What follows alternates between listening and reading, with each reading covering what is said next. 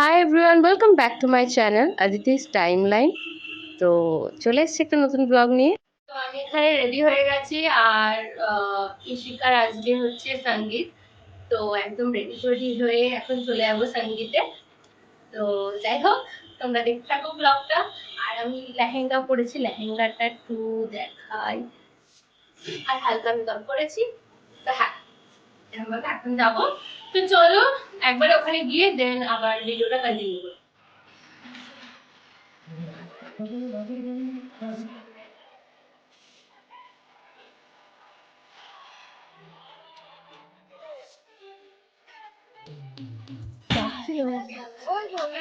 আর এই যে আমাদের উডবি ব্রাইড।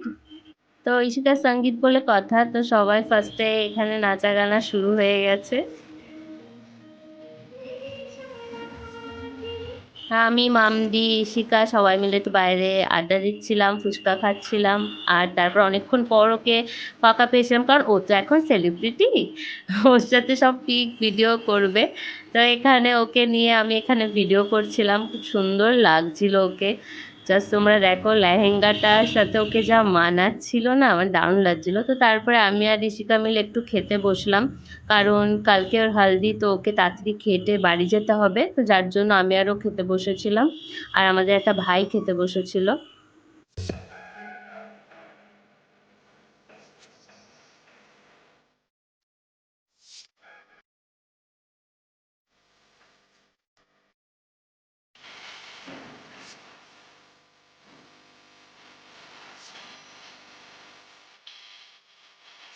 আর খাওয়া দাওয়া শেষ করে অ্যাজ ইউজুয়াল আমরা নাচতে চলে গেছি।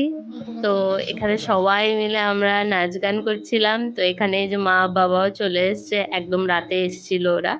তো তারপরে শুরু হলো ডান্সের পালা।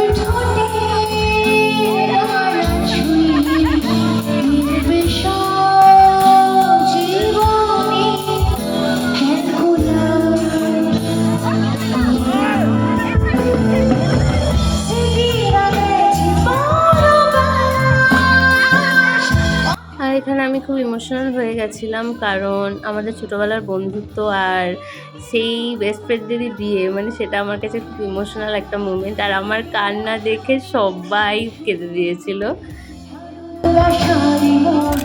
উডবি ব্রাইড পুরো ক্লান্ত হয়ে গেছে, এই যে ওর অবস্থা। এখনো কালকে বাকি, এখানেই শেষ না, এখনো কালকে বাকি, কালকে মেন। তারপরে ঈশিকাকে নিয়ে বাড়ি চলে গেলাম, কারণ কালকে গায়ে হলুদ ওর, তো সকাল সকাল উঠতে হবে। তো এখানে আমি পুরো সাজানোটা দেখাচ্ছিলাম, এত সুন্দর, মানে ডেকোরেশনটা এত সুন্দর করেছিল ওর বিয়ে। তো যাই হোক, চলো দেখা হচ্ছে কালকের ব্লগে। আর তোমরা কিন্তু অবশ্যই আমার চ্যানেলটা সাবস্ক্রাইব করো। আর সঙ্গীতের আমি অল পিকচার্স দিয়ে দিয়েছি, তো তোমরা দেখতে থাকো।